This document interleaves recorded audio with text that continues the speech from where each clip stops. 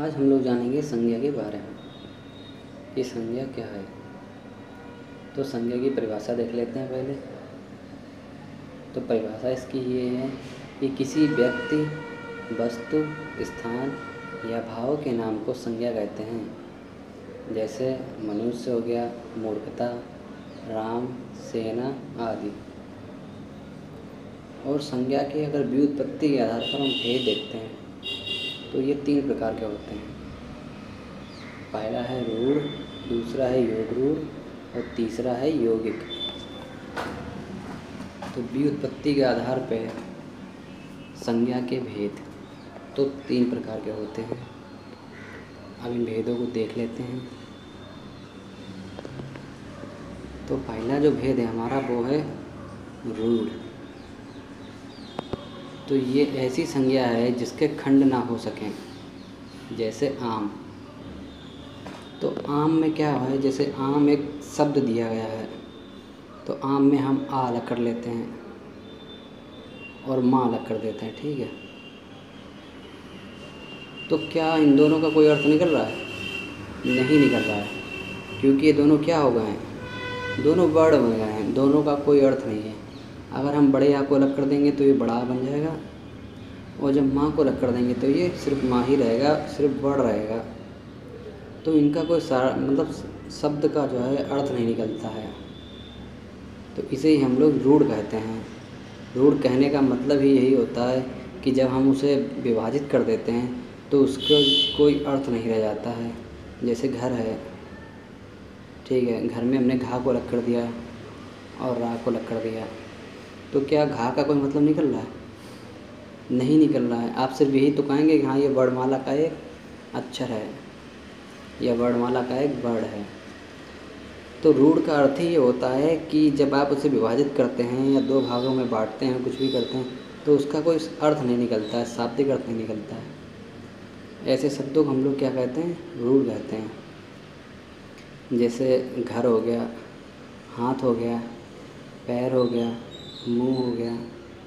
बहुत से ऐसे शब्द हैं जो अलग नहीं हो सकते हैं। अब हम लोग देखते हैं योग रूढ़। तो योग रूढ़ ऐसी संज्ञा होती हैं जिनके सार्थक खंड हो, परंतु जिनके अर्थ खंड शब्दों से निकलने वाले अर्थ से भिन्न हो। तो कहने का मतलब ये है योग रूढ़ का कि इसके खंड तो हो जाते हैं, लेकिन इनके खंड का जो शाब्दिक अर्थ होता है वो ना होकर भिन्न अर्थ हो जाता है। जैसे कि पंकज। तो पंकज जो है 2 सार्थक खंड से बना हुआ है, पहला पंख और दूसरा जा। तो पंख का अर्थ है कीचड़ और जा का अर्थ है जन्मा हुआ, किंतु पंकज का अर्थ कमल होगा, ना कि कीचड़ में जन्मा हुआ। तो कहने का मतलब ये है कि इसके सार्थक अर्थ हो जाते हैं, ठीक है, पर इसके जो अर्थ निकलते हैं वो नहीं होते हैं। इसमें से एक अलग अर्थ से निकलकर जो है एक अलग होगा, वही इसका मुख्य होगा। जैसे कि पंकज है, पंकज का मतलब होता है कमल। जैसे यहाँ पर हमने देखा ये कमल है, ठीक है। तो लेकिन हमसे ये है पंकज का अगर अर्थ पूछा जाएगा तो वास्तव में पंकज का अर्थ होता है क्या? कीचड़ में जन्मा हुआ, ठीक है। लेकिन हम लोग पंकज का किससे तात्पर्य लेते हैं? कमल से। अब दूसरा एग्जाम्पल देख के समझ लेते हैं। जैसे भगवान श्री गणेश हैं, ठीक है, इनका एक नाम है लंबोदर। लंबोदर का अर्थ है हमारे यहाँ गणेश, लेकिन अगर इसका शाब्दिक अर्थ हम लोग निकालेंगे तो लंबोदर का मतलब होता है लंबे और उदर का मतलब होता है पेट। मतलब लंबे पेट वाला या बड़े पेट वाला, जिसका पेट बाहर की ओर हो, निकला हुआ, उसे ही हम लोग लंबोदर कहते हैं। लेकिन हम लोग बाहर जिसका पेट होता है उसे लंबोदर नहीं कहते हैं। लंबोदर किसे कहते हैं? लंबोदर सिर्फ हम लोग गणपति को कहते हैं। समझ रहे हैं? उसी तरह से है पीताम्बर। पीताम्बर का अर्थ है अपने यहाँ विष्णु, यानी भगवान नारायण। जबकि पीताम्बर का अगर वास्तविक अर्थ देखें, निकालते हैं, तो पीत का मतलब होता है पीला और अंबर जो है उसका मतलब होता है आसमान या पहनने वाला। तो मतलब पीले वस्त्र पहनने वाला, ठीक है। जैसे हम लोग इस फ़ोटो में भी देख रहे हैं कि आसमान पीछे कैसा है, पीला है, और इनके वस्त्र भी कैसे हैं, पीले हैं। और अंबर का मतलब क्या होता है, अंबर का मतलब होता है आसमान या पहनने वाला। तो मतलब पीले वस्त्र पहनने वाले कौन हैं, भगवान विष्णु हैं। तो इसका मतलब ये नहीं है कि पीले वस्त्र सिर्फ भगवान विष्णु ही पहनते हैं, पहनने वाले तो बहुत लोग हैं, लेकिन हम लोग पीताम्बर नाम से किसको संबोधित करते हैं, भगवान नारायण को। तो इसमें जो है यही कहा गया है कि हम लोग शाब्दिक अर्थ ना निकाल कर उसका अर्थ को थोड़ा सा मोड़ देते हैं। जैसे लंबोदर हो गया, दशानन हो गया, ठीक है, बहुत से ऐसे हैं। तो उन्हें ही हम लोग योग संज्ञा कहते हैं। योग रूढ़ संज्ञा का मतलब होता है कि इसके योग हो जाते हैं, किंतु बाद में ये एक तरह से रूढ़ जैसी हो जाती है, अर्थ एकदम पलट देती है, एक सामने वाले की तरफ ना इशारा करके किसी विपरीत दिशा में मुड़ जाती है। जैसे कि कीचड़ में जन्मा हुआ, पंकज का अर्थ होता है कीचड़ में जन्मा हुआ, लेकिन कीचड़ में तो बहुत सी चीज़ें जन्मती हैं, लेकिन हम लोग उन सबको ना कहकर सीधे कमल की तरफ इशारा कर देते हैं कि पंकज का मतलब क्या होता है, कमल। अब लंबोदर हो गया, लंबोदर का मतलब होता है लंबे उदर वाला या बड़े पेट वाला, लेकिन हम लोग लंबोदर तो डायरेक्ट किसको संबोधित कर देते हैं, भगवान गणपति को। अब देखते हैं आगे।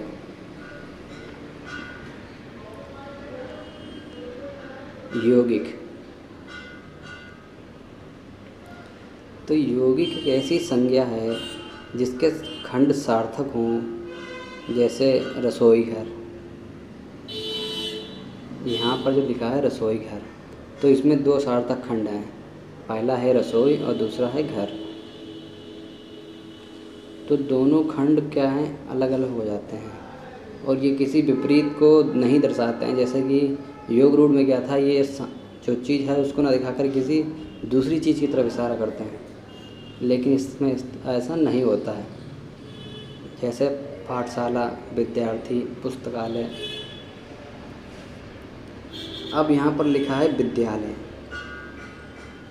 विद्या का मतलब होता है ज्ञान, और आलय का मतलब होता है भवन। भवन हो गया, मंदिर हो गया, कोई भी ऐसी चीज़, ठीक है। तो विद्या का मतलब ये है ज्ञान, और आलय का मतलब हो गया भवन, यानी जहाँ पर हमें ज्ञान प्राप्त होता है उसे क्या कहते हैं, विद्यालय कहते हैं। और यहाँ पर है पुस्तकालय। तो पुस्तक का मतलब किताबों से, ठीक है, और आलय का मतलब भवन, यानी पुस्तकों का भवन या किताबों का घर। तो हम लोग उसे क्या कहेंगे, पुस्तकालय कहेंगे। अब हम लोग जाते हैं संज्ञा के मुख्य भेद। तो संज्ञा के मुख्य भेद तो सिर्फ 3 हैं, व्युत्पत्ति के आधार पर भी 3 हैं, संज्ञा के मुख्य भेद भी 3 ही हैं। तो पहले भेद, जो पहला भेद है इनका, ठीक है, वो कौन सा है, व्यक्तिवाचक, दूसरा जातिवाचक, तीसरा भाववाचक। तो पहला देखते हैं व्यक्तिवाचक संज्ञा। वह संज्ञा जो किसी एक वस्तु, व्यक्ति या स्थान का बोध कराती है, व्यक्तिवाचक संज्ञा कहलाती है। जैसे गंगा, तुलसीदास, पटना, राम, हिमालय। तो ये सभी क्या हैं, व्यक्तिवाचक संज्ञा हैं। अब हमने इसमें एक चीज़ और पढ़ी है, वो क्या है कि यहाँ पर लिखा हुआ है किसी एक, यहाँ पर लिखा है किसी एक। तो मतलब जो है हम इसमें सभी चीज़ों को काउंट नहीं करते हैं, केवल एक चीज़ है जिसकी तरफ हमारा इशारा होता है, वही व्यक्तिवाचक संज्ञा कहलाती है। जैसे हम लोग कहते हैं कि सूर्य आसमान में चमक रहा है, ठीक है। तो सूर्य आसमान में चमक रहा है, तो सूर्य आप खुद ही जानते हैं कि सूर्य कितने हैं आसमान में, सूर्य तो सिर्फ एक ही है। तो जो चीज़ एक होती है, किसी एक व्यक्ति के लिए बात कही जाती है, तो वो क्या कहलाती है, वो कहलाती है व्यक्तिवाचक। अगर उसकी जगह हम कह दें कि तारे टिमटिमाते हैं या तारे आसमान में टिमटिमाते हैं, तो तारे आप बताइए एक हैं या अनेक हैं, तारे तो बहुत से हैं, लेकिन सूर्य भी हमारा एक तारा है, ठीक है। तो हम लोग सूर्य क्या है, सूर्य तो एक ही है, लेकिन बाकी तारे भी बहुत हैं। लेकिन हम तारों में क्या करते हैं, सभी आ जाते हैं, लेकिन सूर्य में सिर्फ सूर्य की बात हो रही है। जैसे हमने कहा तारे आसमान में टिमटिमा रहे हैं, तो तारे तो बहुत से आ जाते हैं, लेकिन जब हम कहते हैं सूर्य आसमान में चमक रहा है, तो सूर्य सिर्फ सूर्य के लिए है, जबकि तारे में क्या आता है, सभी आ जाते हैं। तो जो सब में आते हैं वो जातिवाचक हो जाता है, और जो सिर्फ एक व्यक्ति के लिए हो या एक वस्तु के लिए हो वो क्या कहलाता है, व्यक्तिवाचक संज्ञा। जैसे ताजमहल, ताजमहल सबसे सुंदर इमारत है, और उस सेंटेंस में आपको ताजमहल के नीचे इस तरह से ये एरो लिख कर दिया गया है, और आपसे पूछा जाए कि बताइए ताजमहल कैसी संज्ञा है, तो आप तुरंत ही बता देंगे कि ताजमहल व्यक्तिवाचक संज्ञा है। क्योंकि ताजमहल कितने हैं, ताजमहल सिर्फ एक है, बाकी पूरी दुनिया में कोई दूसरा ताजमहल ही नहीं है। तो जो भी चीज़ मतलब एक होगी, ठीक है, हम किसी एक व्यक्ति के लिए बात कहेंगे तो वो क्या हो जाएगा, वहाँ पे व्यक्तिवाचक संज्ञा हो जाएगा। जैसे हिमालय हो गया, तो हिमालय तो सिर्फ एक ही है, पर्वत श्रेणियाँ बहुत सी हैं, पर्वत बहुत से हैं, पहाड़ बहुत से हैं, लेकिन हिमालय क्या है, हिमालय जो हमारा है, ठीक है, उसको हम लोगों ने नाम दिया है हिमालय। तो अगर हम लोग पर्वत की बात करेंगे तो पर्वत क्या हो जाएगा, जातिवाचक हो जाएगा, क्योंकि अपने यहाँ वो भी पर्वत हैं, ठीक है, कहीं दूसरे देश में वो भी पर्वत हैं, वो भी पहाड़ हैं। लेकिन अगर हिमालय की बात करी जाए, हिमालय तो हमारा ध्यान कहाँ पहुँचता है, सीधे हिमालय की तरफ, समझ रहे हैं। जैसे हमने कहा गंगा, तो नदियों की बात अगर करेंगे तो नदी किस में हो जाएगा, जातिवाचक में, क्योंकि नदियाँ तो बहुत सी हैं, यमुना भी नदी है, गंगा भी नदी है, दामोदर है, कृष्णा है, सभी नदियाँ हैं। तो नदियों से अगर हम बात कहेंगे कि नदी बहुत तेज़ बहती है, तो फिर हम इसमें ये चीज़ में कन्फ्यूज हो जाएंगे कि कौन सी नदी की बात कर रहा है बंदा। लेकिन अगर हम ये कहेंगे कि गंगा बहुत तेज़ बहती हैं, तो हम सीधे समझ जाएंगे कि बात किसकी हो रही है, गंगा की हो रही है। तो हमें बस यहीं से पता चल जाएगा, जहाँ किसी का नाम, किसी एक व्यक्ति का नाम उल्लेख किया जाए, वहाँ पर क्या होगा, व्यक्तिवाचक होगा, जब सिर्फ किसी एक के लिए कही जाए। अगर एक से अधिक लोग हो जाएंगे तो फिर वो अपने आप ही जातिवाचक संज्ञा हो जाएगी। जैसे है प्रदेश, ठीक है, तो प्रदेश कैसा शब्द हो जाएगा, प्रदेश हो जाएगा जातिवाचक, क्योंकि प्रदेश एक थोड़ी है, प्रदेश हैं, राज्य हैं, ये तो बहुत हैं, मध्य प्रदेश हो गया, उत्तर प्रदेश हो गया, ठीक है, तो राज्य तो बहुत हो जाएंगे। लेकिन अगर हमने बात कही हमने कि दिल्ली एक अच्छी सिटी है, तो दिल्ली यहाँ पे कितनी है, आप खुद ये बता देंगे कि दिल्ली सिर्फ एक ही तो है। तो दिल्ली क्या हो गया, मतलब जैसे किसी स्टेट का नाम हो गया, गंगा है, यमुना है, जमुना है, जो भी हैं, ठीक है, जिनके नाम हैं, सिर्फ एक व्यक्ति के लिए बात कही जाए, किसी भी एक व्यक्ति के लिए, सिंगल पर्सन के लिए बात कही जाएगी, तो वहाँ पर हो जाएगा व्यक्तिवाचक। और जब एक व्यक्ति ना होकर सभी व्यक्तियों के बारे में बात कही जाएगी, तो वहाँ पर क्या हो जाएगा, जातिवाचक। अब हम लोग देखते हैं जातिवाचक के उदाहरण। तो जातिवाचक संज्ञा वह संज्ञा जिससे किसी व्यक्ति स्थान की जाति का बोध हो, जातिवाचक संज्ञा कहलाती है। जैसे कि मैंने आपसे कहा कि मछलियाँ पानी में तैर रही हैं, तो मछलियाँ पानी में तैर रही है या मछली पानी में तैर रही है, मैंने अगर इस तरह आपसे कहा तो आप भूल जाएंगे, भटक जाएंगे, आप यही पूछेंगे कौन सी मछली।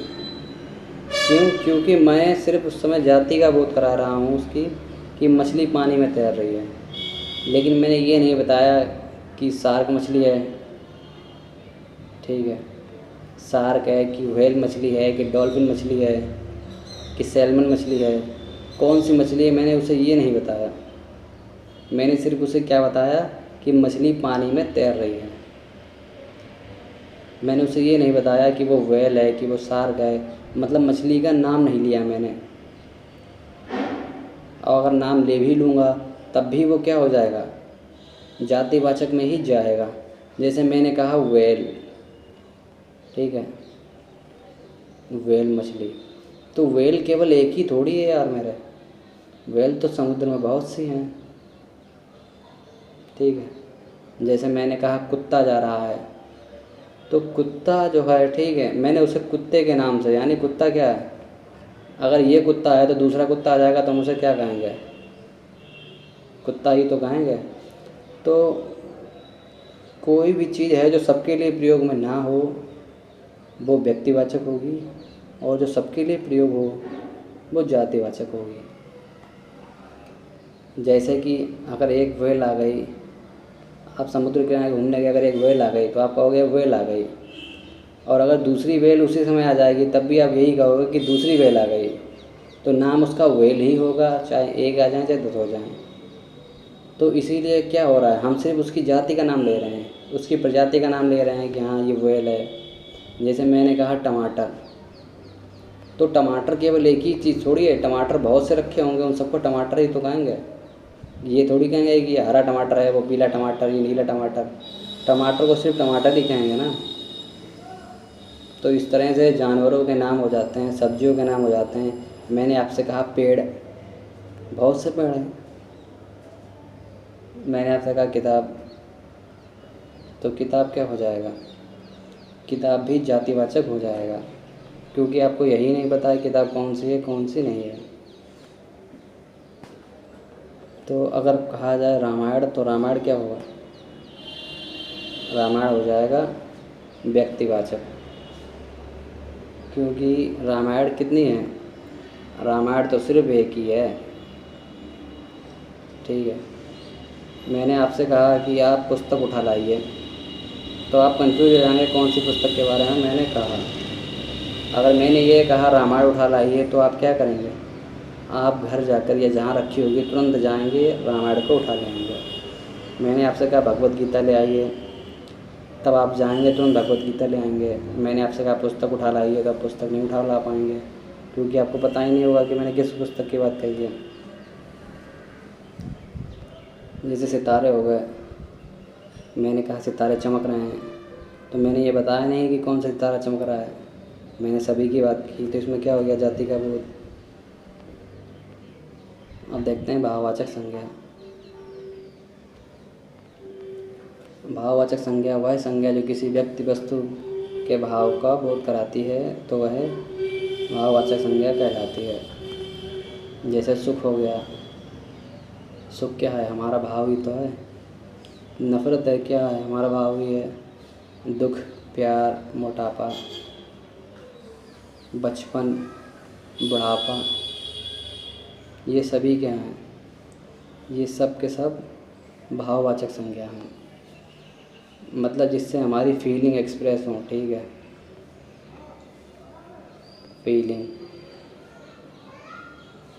फीलिंग हमारी एक्सप्रेस होंगी, वो क्या कहलाएगी, भाववाचक संज्ञा। जैसे मुझे सुखी महसूस हो रहा है, तो सुखी कोई चीज़ थोड़ी है, सुखी क्या है, उसकी फीलिंग है कि हाँ उसे अब अच्छा लग रहा है। मुझे तुमसे नफ़रत है, तो नफ़रत कोई चीज़ है, नहीं है। नफ़रत सिर्फ क्या है, एक फीलिंग है। मुझे तुम पर प्यार आ रहा है, तो प्यार क्या है, कोई वस्तु है, नहीं। प्यार सिर्फ एक फीलिंग है। तो ये सब क्या हो जाएंगी, आपकी भाववाचक संज्ञा। अब देख लेते हैं अर्थ के आधार पर। तो अर्थ के आधार पर संज्ञा के 5 भेद हैं। पहला कौन सा है, व्यक्तिवाचक। ठीक है, दूसरा जातिवाचक, और तीसरा मैंने आपको भी बताया भाववाचक। तो व्यक्तिवाचक, जातिवाचक और भाववाचक, तो ये 3 संज्ञाएं हो गई, चौथी संज्ञा ये और 5वीं संज्ञा ये। तो अगर आपसे पूछा जाए कि बच्चे खेल रहे हैं, तो बच्चे अगर इन दोनों में से कोई ऑप्शन नहीं दिया गया है, तो आपका सीधा ऑप्शन कहाँ पर जाएगा, भाववाचक संज्ञा में। मैं आपको बताऊंगा अभी कैसे, पहले एक बार देख लीजिए।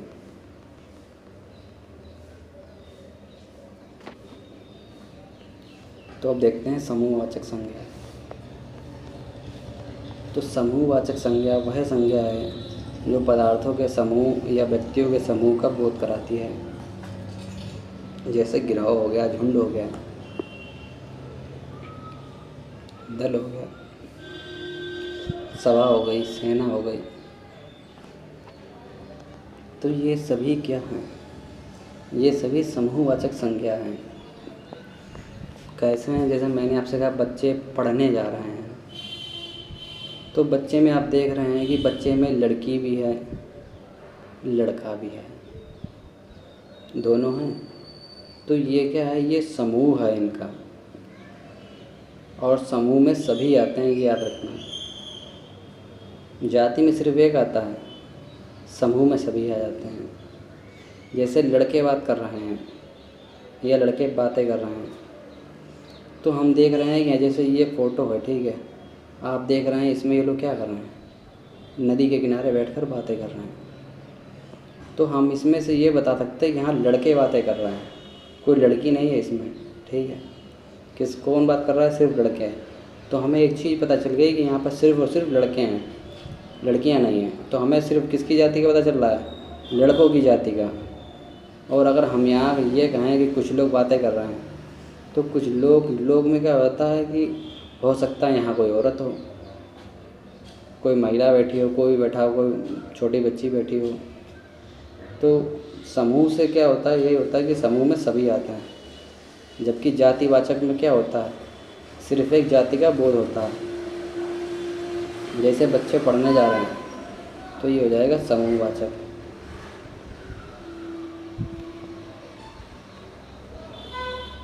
क्यों? क्योंकि बच्चे जो हैं सब हैं, बच्चों में सभी आ रहे हैं, लड़के भी आ रहे हैं और लड़कियां भी आ रही हैं।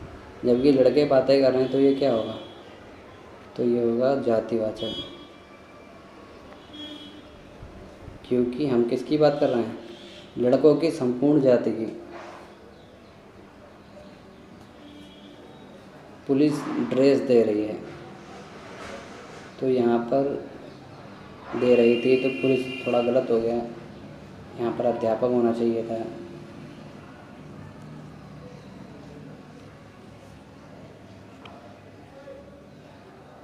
ठीक है। और अगर पुलिस होना चाहिए था, तो यहाँ पर ड्रेस नहीं, यहाँ पर गश्त होना चाहिए था, गश्त। पुलिस गश्त दे रही थी, तो पुलिस शब्द है, ठीक है। यहाँ पर ये कैसा है, पुलिस शब्द जो है वो भी समूहवाचक है। क्योंकि पुलिस में क्या है, मेल भी हैं और फीमेल भी हैं। तो कहने का मतलब ये है, जो चीज़ मेल और फीमेल दोनों के लिए हो, वो सीधा समूहवाचक में जाएगी। इसमें कुछ सोचने और समझने की बात नहीं है। जैसे कोई भी अधिकारी हो गया, कोई भी अध्यापक हो गया। अध्यापक क्या है, ज़रूरी है कि हाँ लड़का ही अध्यापक बनेगा, लड़की भी तो अध्यापक है। तो लड़का हो या लड़की हो, कहा क्या जाएगा उसको, टीचर ही कहा जाएगा।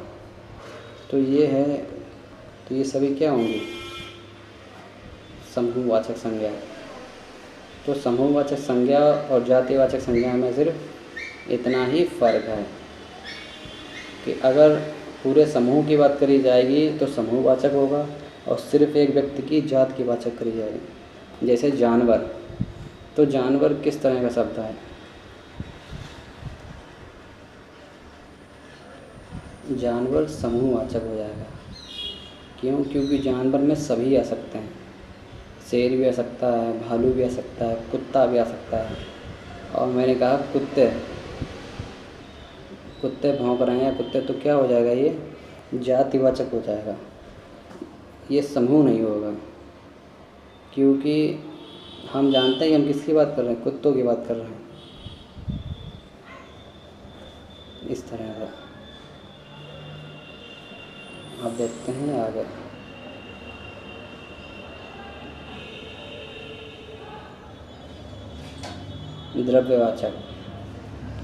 द्रव्यवाचक तो बिल्कुल सिंपल रहा है, इसमें कुछ ज़्यादा नहीं है।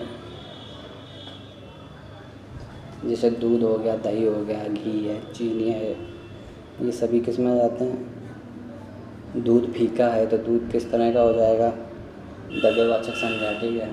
अगर ये दोनों नहीं दिए गए हैं, ठीक है, मान लीजिए अगर आपको दे दिया जाए आंसर, और अगर ये दोनों ऑप्शन नहीं हो, तो आपको सीधा जातिवाचक पर क्लिक कर देना है, ठीक है। जैसे बच्चे हंस रहे हैं, तो बच्चे हंस रहे हैं, बच्चे में तो सभी होंगे, लड़कियां भी होंगी, लड़के भी होंगे। लेकिन अगर उसमें ये लिखा हो कि ये किस प्रकार की संज्ञा हो। पहले ऑप्शन में हो जातिवाचक, दूसरे में हो व्यक्तिवाचक, और तीसरे में हो भाववाचक, और चौथे में हो इनमें से कोई नहीं। तब आप देखेंगे कि पहला तो हो गया जातिवाचक, दूसरा व्यक्तिवाचक, तीसरा भाववाचक और चौथा हो गया कोई नहीं। तो आप सोचेंगे इसमें समूहवाचक तो है ही नहीं। लेकिन अगर समूहवाचक या द्रव्यवाचक नहीं है तो ये दोनों किस में जाएंगे? सीधे जातिवाचक में जाएंगे। अगर ये दोनों नहीं हैं तो ये सीधे जातिवाचक में गिरेंगे जाकर। तो आपको ये इतना हमेशा ध्यान रखना है। और अगर समूहवाचक दिया गया हो तो सबसे पहले समूहवाचक पर क्लिक करेंगे, और समूहवाचक अगर नहीं दिया गया है तो हम सीधे जातिवाचक पर क्लिक कर देंगे। तो आप लोग तो समझ ही गए होंगे कि संज्ञा किसे कहते हैं। एक नज़र फिर से डाल लीजिए।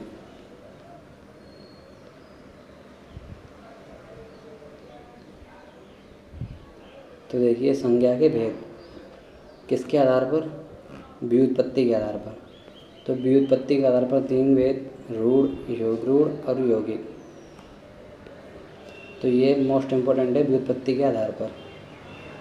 और ये तो आप जान ही गए, ये सब पढ़ लिया है, समझ लिया है।